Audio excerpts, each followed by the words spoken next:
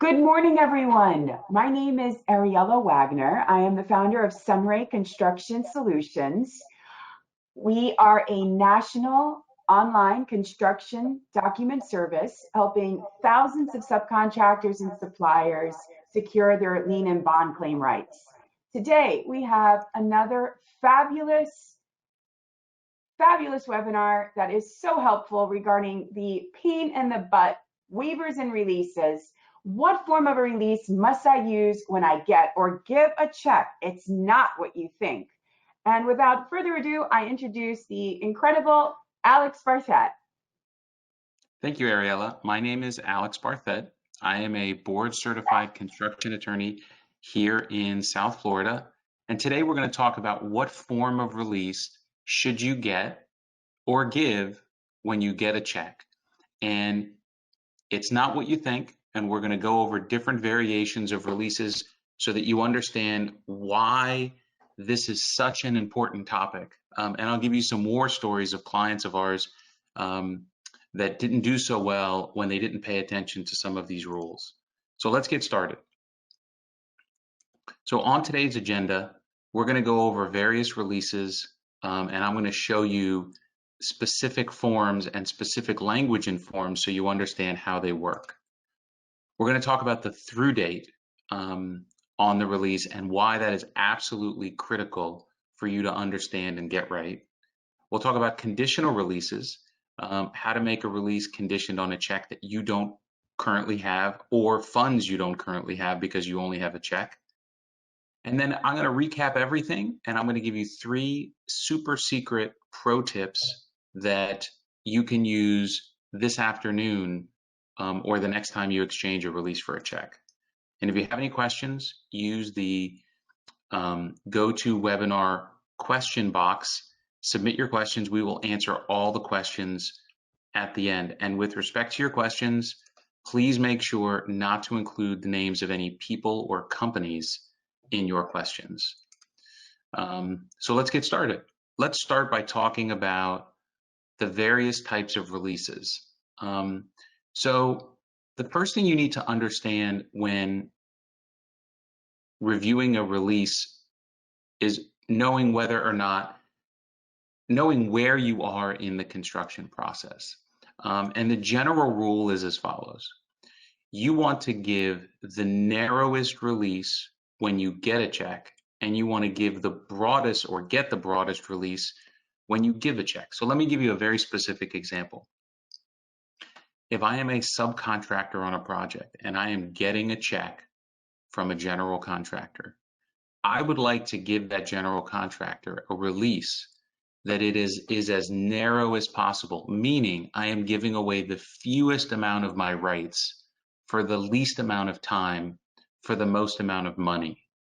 Now, the converse is also true. If I am a general contractor and I am giving a check to my subcontractor, I want that sub, for the check that I'm giving him or her, to release every and all rights they possibly have.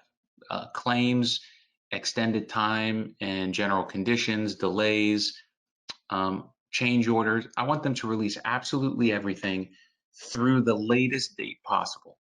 So understand that dichotomy that's happening when checks and releases are exchanged. Now, know that as a sub, you are in both positions, and as a GC too. So as a GC, you want to do the same thing with your owner, right? If I'm a general contractor, with my owner, I'd like to give the fewest amount of rights away when I get my check from the owner.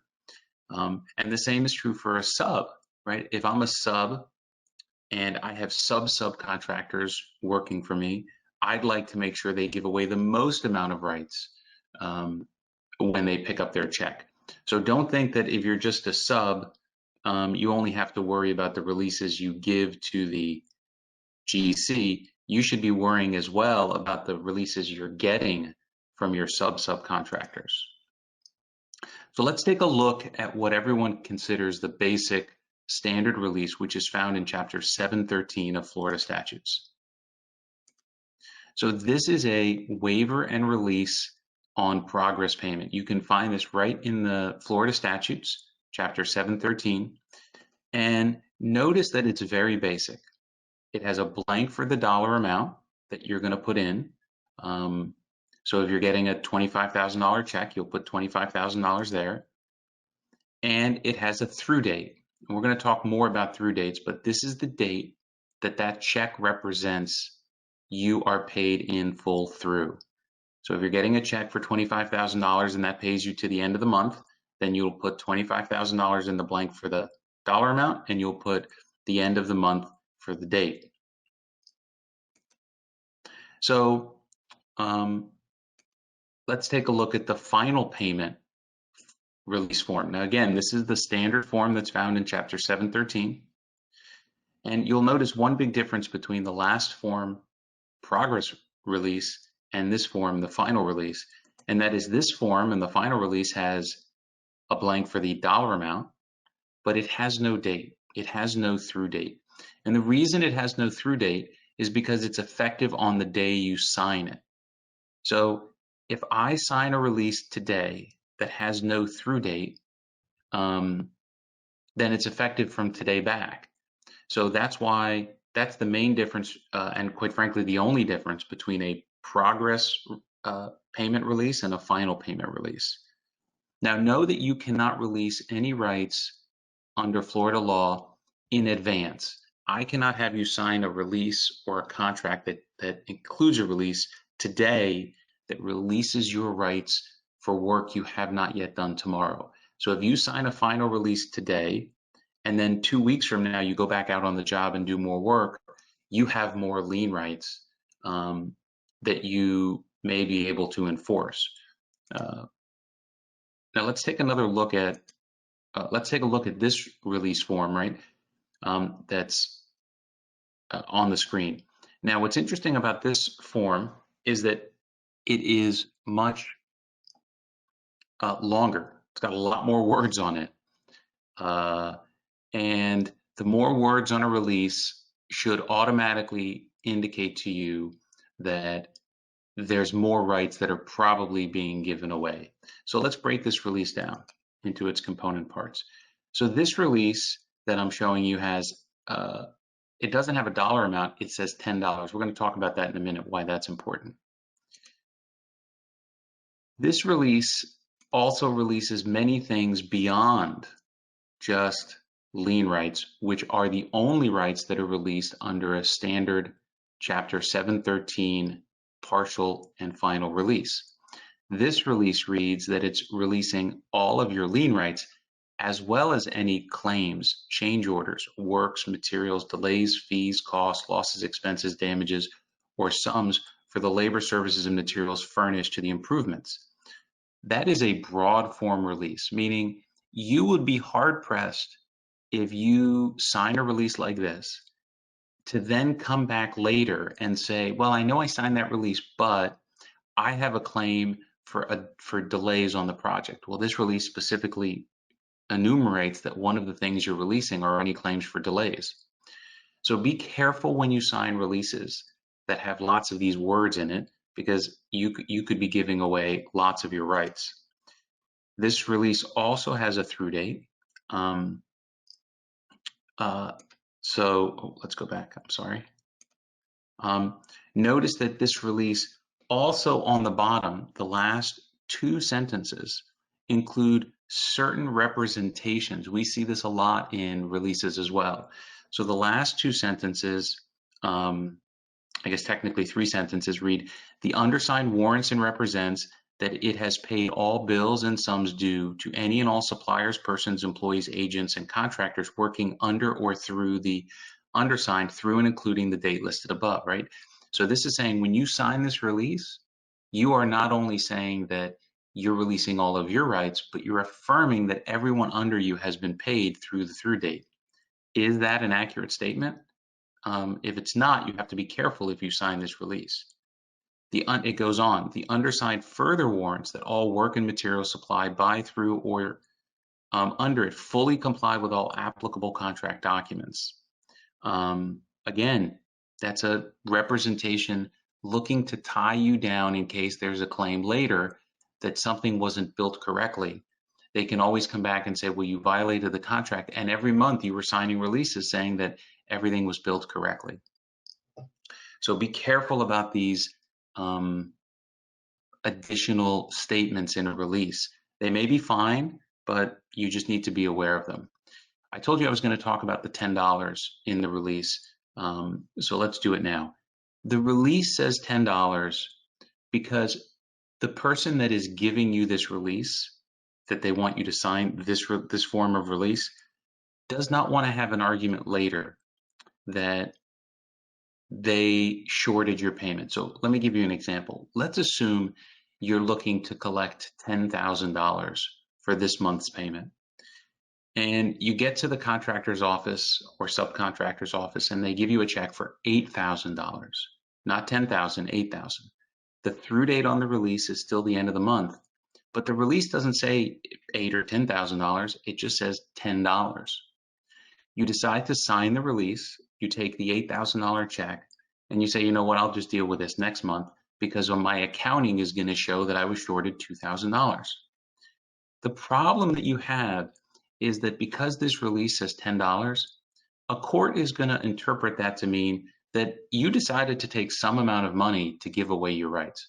And a court is not going to second guess whether or not you made the business decision to take $8,000 versus $10,000 to give away all of those rights through the through date. So be very careful about signing $10 releases, especially if the amount of money you're getting that month is less than what you agree to. Now, there are two valid reasons why a release would say $10. One is that you sent a notice to owner and you haven't done any work during that period. A contractor and owner should be getting releases from you every month. Now, if you haven't done any work and you're not getting a check that month, then how do you give a release? You're not going to put zero. They usually put $10. So if you sign a $10 release for a month where you are owed nothing, no problem. You should be fine doing that. The other time we see that folks want $10 releases is because contractors may not have explained or disclosed to the owner how much this project actually costs. So for example, the contractor signs $1 million lump sum contract with an owner. The contractor doesn't want the owner to start adding up all of the amounts in the releases to see, oh wait, he charged me $1 million, but it's only costing him $600,000. So contractors sometimes put $10 so that even though the amount of money you're getting that month is correct, they put $10 so that the owner can't stack up all the releases, do all the math, and realize what the project actually costs. Again, also a valid reason why someone wants $10, but just be aware and be very careful if the release it says $10 and you're picking it up for an amount less than you expect. So how do you change the form of the release that hands you? Well, there's a couple of ways. First, you need to know that if you agree to a form of a release in your contract, whether it has a specific form of release, for example, it says you agree to sign all the releases attached as exhibit Q, R, and S to this contract, well, then those are the releases you have to sign. It also may say something like you agree to sign all releases in a form acceptable to the general contractor. Then you may be bound to sign the form that he or she gives you. So what you need to do is you need to negotiate the form of the release as part of your contract negotiations. So when you're reviewing the contract for price, scope, and time, make sure that you're also reviewing it for legal terms and conditions like pay when paid, the ability to stop work if you haven't been paid, notice and opportunity to cure, and, as I have here on the screen, a form of release that is acceptable to you every time you get paid so you're not giving up more rights than you should. So let's talk about the through date. You need to match the through date on the release with the dollars that you're getting. And the most important thing to recognize is that the through date is the effective date of the release, and it will control over the payment amount. So if you're supposed to pick up a $10,000 check that gets you to the end of the month for the work or materials that you provided to the project, and you get there and they say, no, we're only giving you $6,000, you have two choices. Option number one is you change the through date on your release. So if 10,000 got you to the end of the month, 6,000 may be the 3rd of the month, maybe the 26th of the month. You have to figure out which it is, and you then have to change the through date. Because the through date is what is going to control. If you sign a release with a through date that is the end of the month, even if you don't get all of your money, you will have released your rights all the way through the end of the month. The other option is to reject the release and say, I cannot sign this release with a through date that doesn't get me equal to the amount of money that I get. So either you change the through date, which is option one, or they have to give you more money. So instead of the 6,000, they have to give you the 10,000. So just be very careful and know that the through date is what governs, not the amount of money that you're collecting. Let's take a minute and talk about conditional releases, which are something you should be using on a regular basis. A conditional release is a release that is expressly conditioned upon the payment listed in the release for you to receive that in cleared funds. So here's a statement that you can write into the release. You can type it, you can handwrite it, it doesn't really matter. And it reads, notwithstanding anything to the contrary, this waiver and release is conditioned upon and not effective until the undersigned receives paid funds of blank, $10,000, $100,000, whatever it is that you are expecting to receive, that's what you put in the blank. So what does that mean? That means if you sign a release that is conditional, then until you receive the money, the release is no good. So you need to watch out for releases that are titled conditional, but in fact are not conditional. We see that sometimes. So the title of the document of the release says conditional partial release. But when you read the document, it has no conditional language in it. If that happens, that release is not conditional. So be very careful. You cannot just rely on the title and think, oh, well, I have a conditional release. Also, the conditional release must be for an amount specifically that you're expecting in the form of a payment, either to be received or a check to clear, and it cannot be $10. So you cannot have a conditional release for $10. As a general contractor, you need to be very, very careful about accepting conditional releases from subcontractors or suppliers to your subcontractors. Let me explain why. If I'm a general contractor and my electrician is owed $100,000 and I have a notice to owner from the electrician and from the electrician supply house, I, as the GC, need to make sure that I get a release from the electrician and the supply house. Now, the time comes for me to cut the check for $100,000 and hand it over to the electrician. And when the electrician comes, he has his own release on a form that's fine, that I accept. But now he's included in his package of releases his supply house release, but it's conditional. If I hand the $100,000 check to the electrician and the electrician never gives the never gives the money to the supply house, the conditional release that I have from the supply house is no good, and that supply house still has lien rights or claim rights against my bond. So if I'm a GC, I have to be very careful about accepting lower tier conditional releases because I'm not in control of that condition. If in my example, electrician never pays the supply house, I'm going to be left holding the bag. So I have, as a GC, I have two choices. Option one is I can tell my electrician, sorry, I need a unconditional release from your supply house. Option two is I can tell the electrician, I am not going to pay you the $100,000 because I cannot accept a conditional release from your supply house.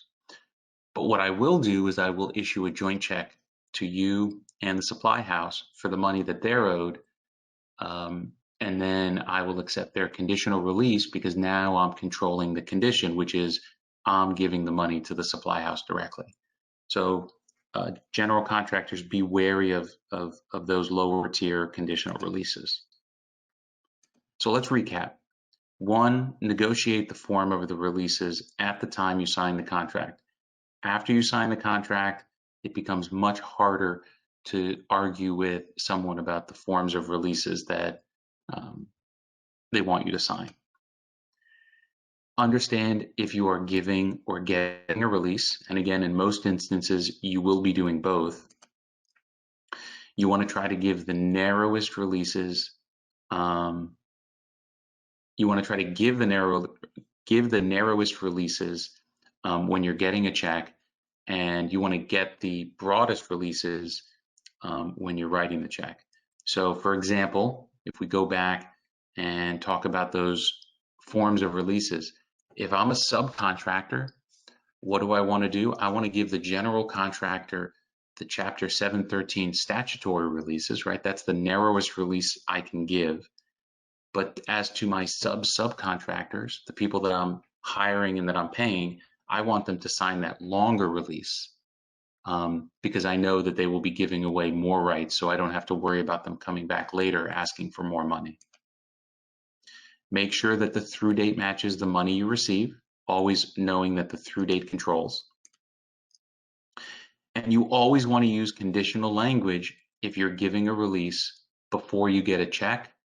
And even when you do get a check, if you have any doubts that that check may not be good, that it may not clear. So let's go over these pro tips, some things that I see people make a mistake on.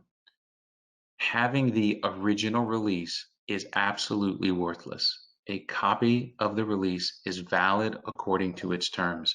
We still see people these days saying, well, I'll send them a copy of my release, but I don't have to worry because I'm holding the one with the actual notary stamp and the blue ink that has the original signature. And I know that until they get that original, that I haven't given up any rights. That is completely false. If you give someone a release via scan, an email, a fax, that release is valid according to whatever the terms are on the release. The fact that you have an original means nothing. Don't think that because you're holding the original that you have some additional rights until they get the original.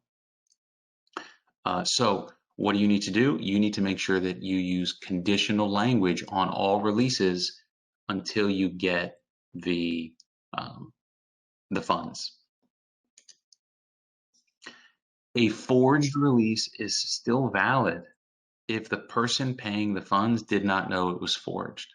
I know this is hard to imagine. I'll give you a specific story. We represented a supply house who was, over the course of about 5 months, owed about $1 million from an electrician.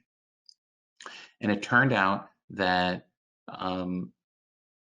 once the file was sent to our office, we sent letters to all of the owners and contractors saying, hey, we're going to put liens on your properties and make claims on your bonds unless you pay us. And they all uniformly wrote back and said, what are you talking about? Here are the releases we have from you every month. And they sent copies of the releases that they had. And what happened is the electrician was forging releases, was taking a good release that we had issued early on, our client had issued early on in the project, cutting out the signature and notary block and changing the upper portion of the release to match it every month. So we weren't getting paid. The electrician was forging releases, sending those forged releases to the contractor and the owner, and getting paid by the owner and the contractor. Now you would think, well, we as the electrical supply house, we didn't participate in this fraud, so as a result, we should still have our lien and bond rights.